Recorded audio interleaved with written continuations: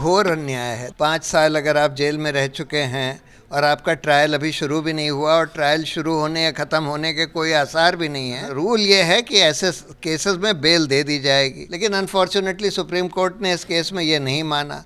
दूसरी बात और भी खतरनाक बात, इसका मतलब ये है कि कोई भी अगर कोई मास प्रोटेस्ट ऑर्गेनाइज करता है तो उसको आप टेररिस्ट एक्टिविटी मानेंगे। यही मौजूदा सरकार यही करना चाहती है। यहाँ तो ट्रायल शुरू भी नहीं हुई है, ख़त्म होने में तो अभी और 20 साल लगेंगे और इसको अनलॉफुल एक्टिविटीज़ एक्ट में क्राइम माना जाएगा, यानी टेररिस्ट एक्ट माना जाएगा। ये तो बहुत ही खतरनाक।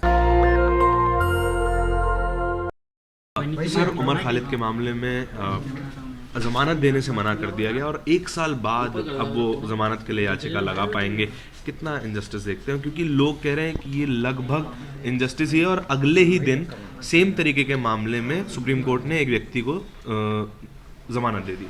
ये तो घोर अन्याय है। देखिए, पहली बात तो 5 साल अगर आप जेल में रह चुके हैं और आपका ट्रायल अभी शुरू भी नहीं हुआ और ट्रायल शुरू होने या ख़त्म होने के कोई आसार भी नहीं है, तो रूल ये है कि ऐसे केसेस में बेल दे दी जाएगी।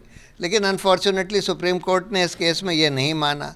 दूसरी बात और भी ख़तरनाक बात, उन्होंने ये बोल दिया कि जो प्रोसिक्यूशन या पुलिस ने जो दलील दी है, अगर उसको सत्य मान लिया जाए तो ये लोग चक्का जाम ऑर्गेनाइज कर रहे थे, मास प्रोटेस्ट ऑर्गेनाइज कर रहे थे और इसको अनलॉफुल एक्टिविटीज़ एक्ट में क्राइम माना जाएगा, यानी टेररिस्ट एक्ट माना जाएगा।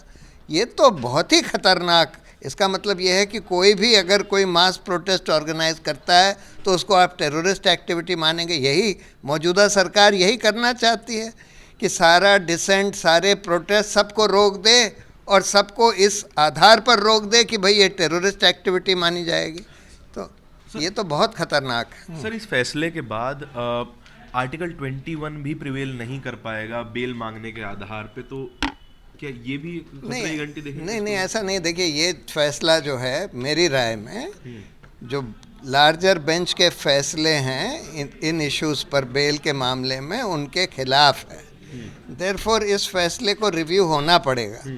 तो जैसे दुष्यंत दवे ने भी बोला कि इसमें रिव्यू पिटिशन और फिर क्यूरेटिव पिटिशन फाइल होनी चाहिए और इसमें क्यूरेटिव पिटिशन में हो सकता है सुप्रीम कोर्ट अपनी राय बदल ले। सर, एक और मामले में अरविंद दे को जमानत मिल जाती है इसी ग्राउंड पे कि उनकी डिटेंशन पनिशमेंट बनती जा रही है। हाँ, नहीं, बहुत सारे केसेस में ये हो चुका है कि जहाँ 5 साल आप जेल में हैं, आपकी ट्रायल नहीं ख़त्म हुई। यहाँ तो ट्रायल शुरू भी नहीं हुई है, ख़त्म होने में तो अभी और 20 साल लगेंगे। तो इसलिए इस आधार पर बिल्कुल इनको बेल मिल जानी चाहिए थी, खासकर जब इनके खिलाफ कोई ये एक्यूजेशन भी नहीं है कि इन्होंने कोई वायलेंस करी। और दूसरी बात, उनकी जितनी पब्लिक स्पीचेस हैं, खासकर उमर खालिद की जितनी पब्लिक स्पीचेस हैं, उसमें एक भी ऑब्जेक्शनेबल नहीं है। ये तो पुलिस किसी प्रोटेक्टेड विटनेसेस के आधार पर कह रही है कि इन्होंने कुछ कहा कि भाई ये मिर्ची इकट्ठा कर लो वगैरह वगैरह। ये तो सब बकवास है। दस्तक की आपसे गुजारिश है कि अगर इसको बचाना चाहते हैं तो नेशनल दस्तक को सब्सक्राइब करने के लिए रेड कलर के सब्सक्राइब बटन को दबाएं, फिर बेल आइकन की घंटी दबाएं। नेशनल दस्तक को बचाने के लिए बहुत जरूरी है कि हर खबर को शेयर करें, लाइक करें, कमेंट जरूर करें।